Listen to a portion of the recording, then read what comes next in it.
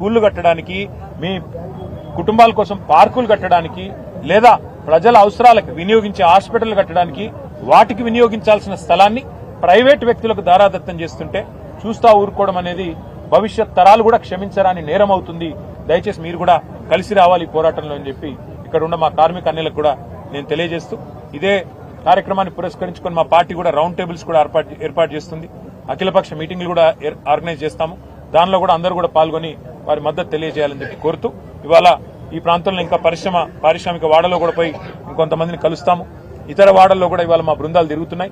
వాటికి దయచేసి మరి మా ఉద్దేశం ఏంది ఈరోజు మీటింగ్ అంటే, ఇక్కడ రావడానికి ధర నిర్ధారణ జరగాలి, నిజ నిర్ధారణ జరగాలి. ధర నిర్ధారణ అంటే ఏంటి? ప్రభుత్వం అంటుంది ఇక్కడ 4000 గజం ఉంది అందుకే ఇచ్చేస్తామంటుంది.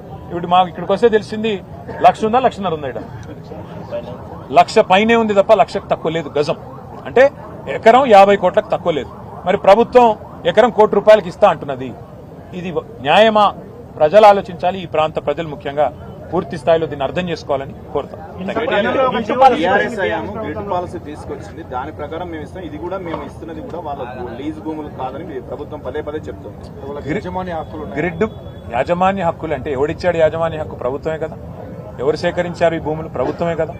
ఆ రోజు ₹1,00,00,000 ఉన్న భూమిని 10 లక్షల రూపాయలకి ఇచ్చాం. ఎందుకు ఇచ్చాం? భూమి అపార్ట్మెంట్లు కట్టుకోనికి ఇచ్చిండ్రా? మాల్స్ కట్టుకోనికి ఇచ్చిండ్రా? పరిశ్రమలు నడపడానికి ఇచ్చిండ్రు. వాళ్ళ పరిశ్రమలకి ఇంకా ఇక్కడ నుంచి తీసేయాలంటే కావాలంటే దాన్ని ఐటీ పరిశ్రమ పెట్టండి, మేము వద్దంటలేదు. గ్రిడ్ పాలసీ అదే కదా. ఐటీ పరిశ్రమ పెట్టమన్నాం, తప్ప అది? ఐటీ పరిశ్రమ పెట్టి ఈ ప్రాంతంలో కార్మికుల పిల్లలు ఉన్నారు, చదువుకున్న వాళ్ళు, ఫీజు రీయింబర్స్మెంట్ కింద చదువుకున్న వాళ్ళు చాలా మంది ఉన్నారు, ఇంజనీర్లు చదువుకున్న వాళ్ళకి ఉద్యోగాలు ఇవ్వండి, మేము వద్దంటలేదు కదా. కాలుష్యాన్ని తరలించడంలో మాకు ఇబ్బంది లేదు, కాలుష్య కారక పరిశ్రమల్ని తరలించడంలో ఇబ్బంది లేదు. కానీ కాలుష్య నియంత్రణ మండలి ఉంది, ఇక్కడ కంట్రోల్ చేయండి కాలుష్యం, మేము వద్దంటున్నామా? అవసరమైతే అట్లా కాలుష్యం ఉన్న పరిశ్రమలు పోయినాయి, కొన్ని ఉన్నాయి, వాటిని నియంత్రించండి, వాటిని మూసేయండి, మేము వద్దంటలేదు. గ్రిడ్ పాలసీ ఉద్దేశం ఏంది? ఒక పరిశ్రమ అక్కడ అవసరమైతే కాలుష్యం వెదజల్లుతుంటే దాన్ని తొలగించి ఐటీ పరిశ్రమ పెట్టాలనేది గ్రిడ్ ఉద్దేశం. మరి దాన్ని తప్పెట్లా పడతారు? ఇప్పుడు మీరేం చేస్తున్నారు? అపార్ట్మెంట్లు, మాల్స్, ఇదా మీ హెచ్ఐఎల్టీపీ ఉద్దేశం?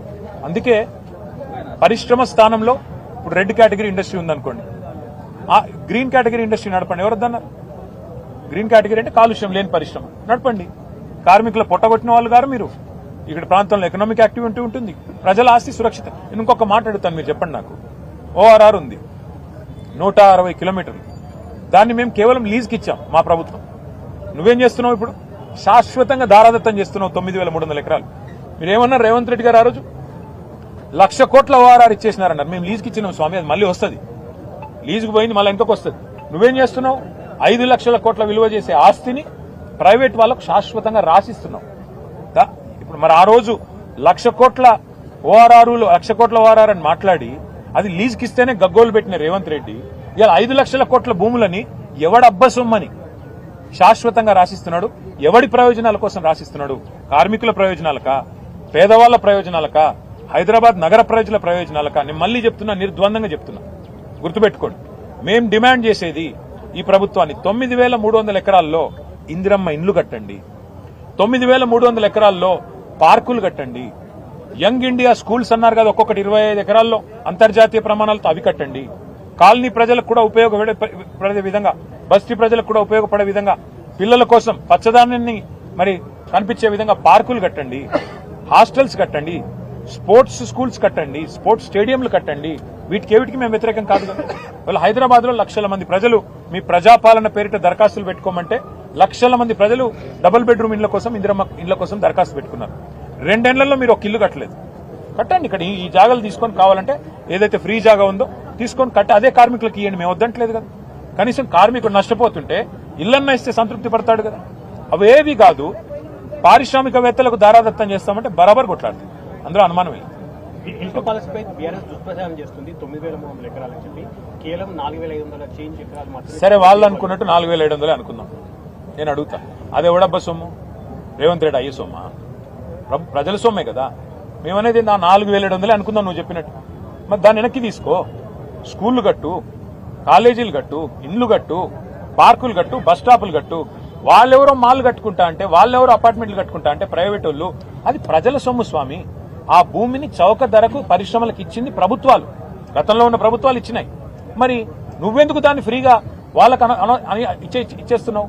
కోకాపేటలో 177 కోట్లు, రాయదుర్గంలో 177 కోట్లు, కోకాపేటలో 150 కోట్లు ఎకరం అంటున్నారు. మరి షాపూర్లో ₹1 కోటి ఎకరం ఎట్లుంటుంది నువ్వు చెప్పు నాకు.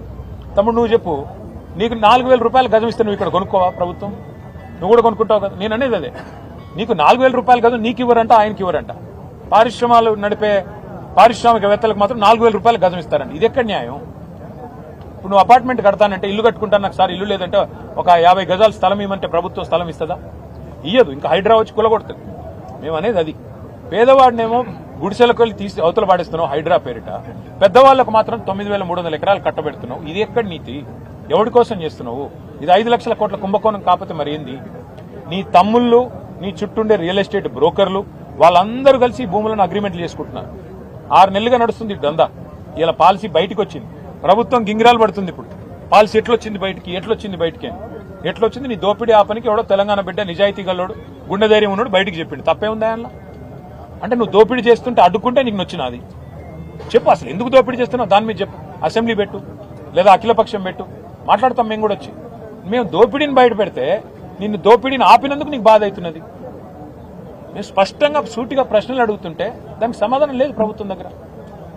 మా కార్మిక సోదరులకు కూడా ప్రార్థన, దయచేసి ఈ దోపిడీని అడ్డుకునే క్రమంలో మీరు కూడా కలిసి రావాలా, మీ సంఘాలతో మాట్లాడండి.